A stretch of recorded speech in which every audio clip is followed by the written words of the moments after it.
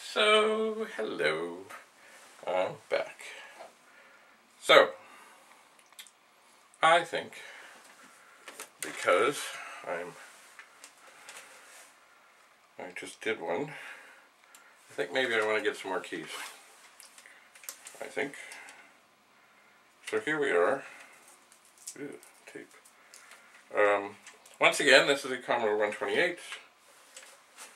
Badly colored, except this one, it does look like some keys either weren't badly colored or they were replaced. This one also looks like it's been through a war zone, and I suspect things have spilled in it.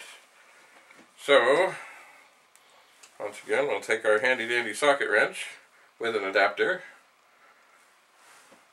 and we'll undo these nuts. No, screws, bolts, whatever. They're like screws with nut heads. And they also, the four of them, have little plastic feet or holder things.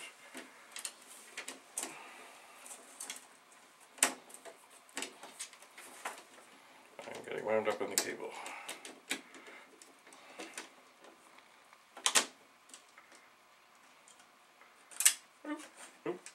Okay. Now, as it happens, I recently did this, and I have an envelope that says C128 holding nuts, and I marked 6. But you know what? Soon there will be 12.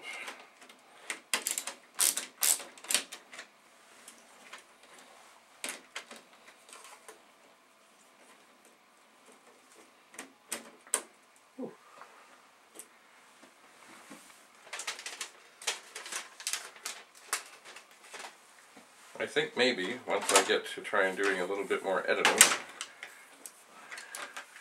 I'll do one of these keyboard things, or taking one of these keyboards apart. I think I'll play it back in fast motion. Oh, boy.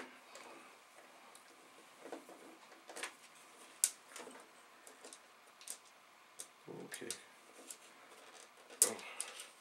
It's funny, you know, I mean, I know I have too much stuff and all, but some little things, you know what, somewhere, I bet you I get a message from somebody off in the middle of nowhere who's putting together a 128 who needs these little holders, these little bolts, the little plastic things. I bet you. So, I will very carefully save them. I think everything is undone. It's just I haven't got everything. Oh, there we go. Out. And in the envelope.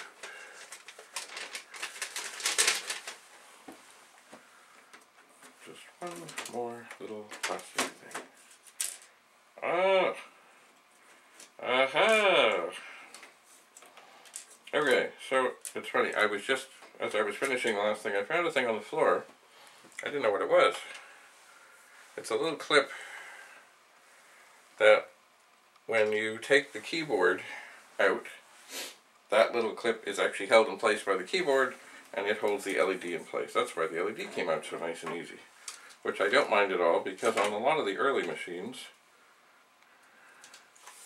the LED is very difficult to get out. I think I'm in the process of having one of these things get stuck. Oh dear. Okay, okay. Okay, now. Ha ha! Okay. So now that I know what that is, I did pick it up. I found it on the floor. And I tossed it in with the miscellaneous bits and pieces. But I don't know what they are. Ooh. Oh boy. You know, funny, the one thing that could probably be saved from this is the Commodore 128 nameplate. The thing I find that is so difficult is that they really fit well, and it's really hard to get underneath them without hurting them. And if you're going to hurt them, what's the point?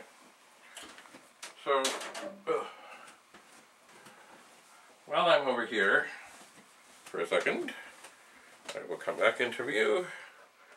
I now have that second little plastic piece for the other power LED.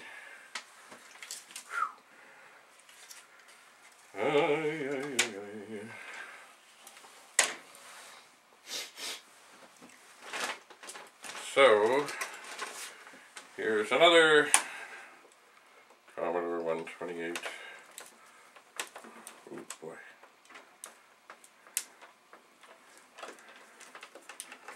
Keyboard. It's funny, this screwdriver worked really well on the last one, but it doesn't seem happy on these ones. Maybe they are tighter. Oh God help us. Maybe they are a different size. Let me refer to my bag here. Oh, that feels good. And if they are a different size, do I want to mix them with the other ones? Or is it just that they're in tighter? While I was away, I should have got some more envelopes. Maybe there is something else around here that I can put these little screws in. Oh look.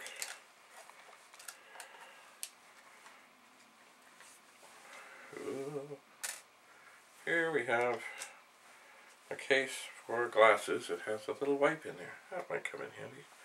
I think I'll put everything in there from this one, just in case. So, I don't know how many, as I say, how many there are. I could count them for you. Then you would know. And then so would I. So what the heck. I will count. 1, 2, 3, 4, 5, 6, 7, 8, 9, 10, 11, 12, 13, 14, 15, 16, 17, 18, 19, 20, 21, 22, 23, 24, 25, 26.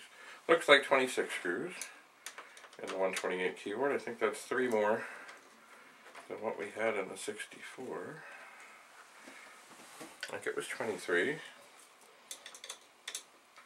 And I guess the whole thing is like people are hitting away at these keyboards, and of course things get pushed, so the pressure has to be sort of uniform and even all the way across, otherwise maybe things won't work well. So I'm sure somewhere, somehow, they did a whole lot of work to figure out how many and where to put all these screws. I'm sure, oh.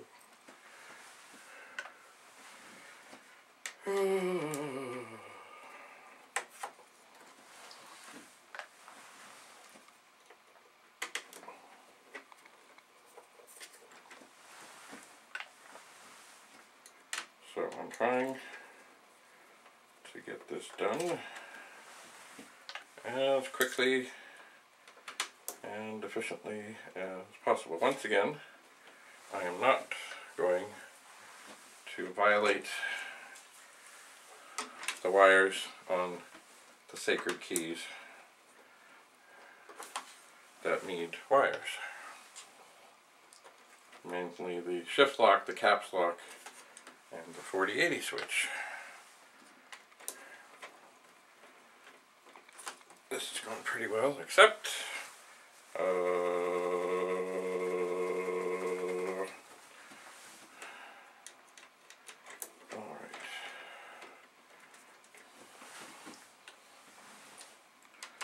I am more than halfway done, and maybe even more than that.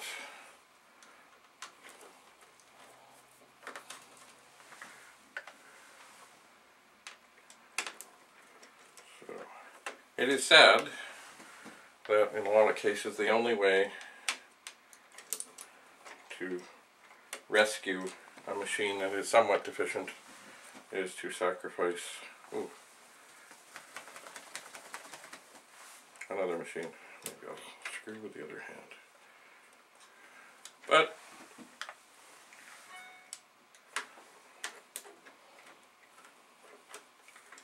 there are worse things. It's good. You know what? I have sent things all over the world, and I'm suspecting that there are some pretty happy people off in the middle of nowhere where they could not possibly find another bolt, not another bolt, another key or a spring or a stem or who knows. I don't think I've ever sent any of these little screws to anybody. But you never know, might happen. So there, I believe, oh, dusty. All the screws are out, I think. So now, I will test this. Oh, I missed one. Down by the ground strap. I did not see it. Okay. So, if I pull ever so gently, I find that everything is released. So, what am I going to do? Because I'm here and I can. Oof. I'm going to, oh, this is not the right screwdriver. That is not the right screwdriver. I like the little slotted one.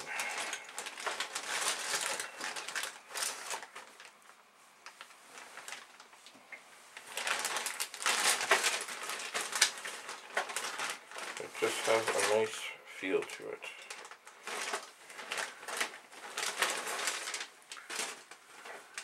And is it in the bag where it should be? No. It was sitting behind the back of a Commodore 64. So as these are all the same, I will put them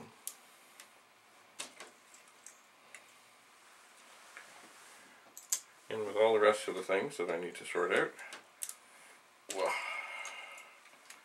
For this too is dirty and dusty and gross. Oh, how ironic. The help key. Oh.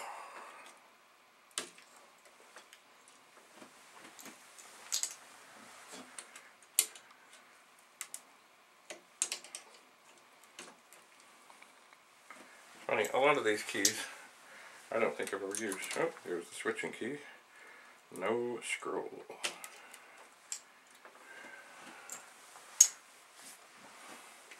And now the arrows. The hard thing about the arrows is when someone is looking for one, they all look much the same.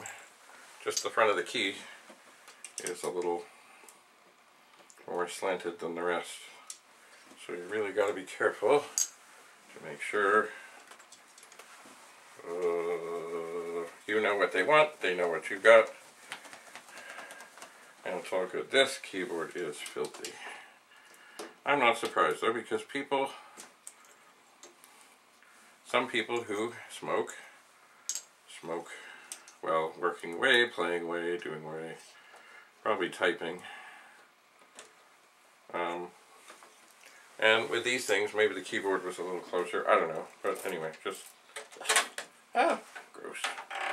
Gross. Now here are the function keys. I need all of these to be okay, because I have a couple of different people, well actually now 4 people, who are looking for particular keys.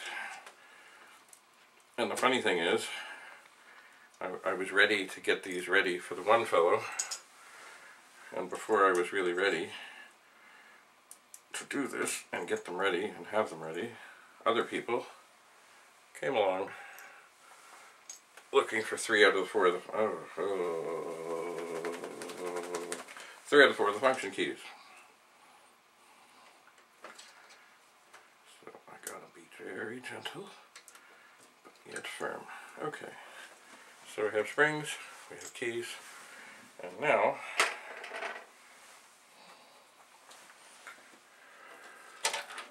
we need stems.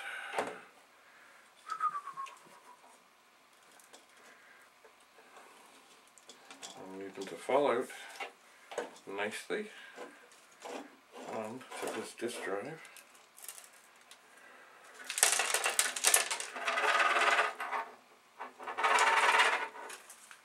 Now, it's funny, because already, first of all, I know something fell in front of me. What was it? Oh, it's a stem. But already, I see, well, there's a lot of crap in here, but one of them, ugh, one of them, the middle part, or maybe it's from another key, came out. I've not seen that, or it came off. I should have my glasses here. Look, I do. So these, it's funny, they're made up of stems, but then there's a little piece of rubber and everything that then goes over the end that has the cap, or the little pad that touches the circuit board, which makes it all happen. So, all the ones I got out, of which there are 7, are intact. But I do see there's one that didn't make it. I wonder if that, see, without the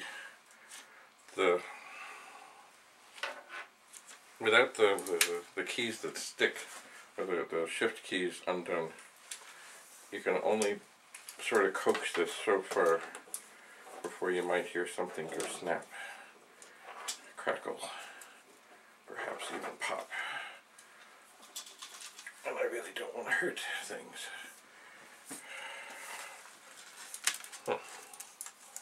So I can see it. Aha! I could see it.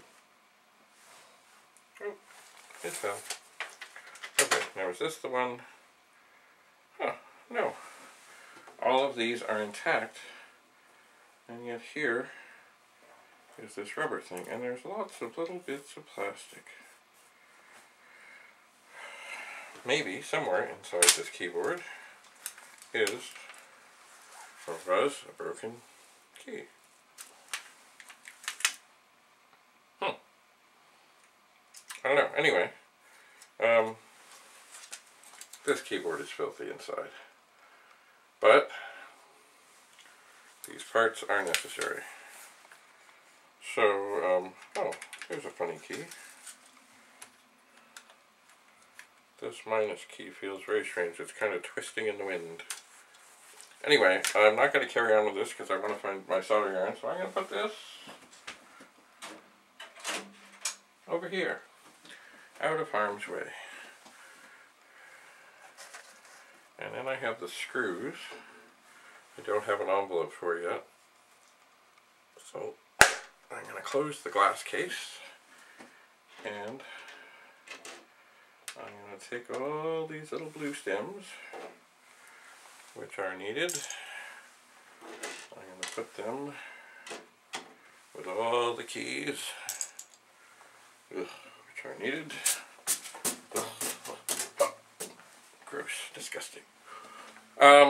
So that is our second 128 keyboard, somewhat taken apart. So what do you need to do it? Mostly you need, well, a little Phillips screwdriver, and possibly a nut driver of some sort that, according to my calculations, is 3/16 of an inch. Although once again I think it's metric and I think this fits, but it's not quite right. And then something to pry the keys off ever so gently. I use a little flat screwdriver.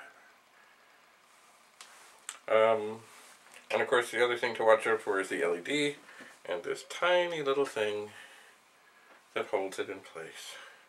Now I will test these later, but so far I think that operation has gone pretty well. I have not lost any screws or any little bits and pieces. I have not. So I'm now going to sort through this stuff and put things in envelopes and figure out what else it is that, oh, I know, I have to clean these.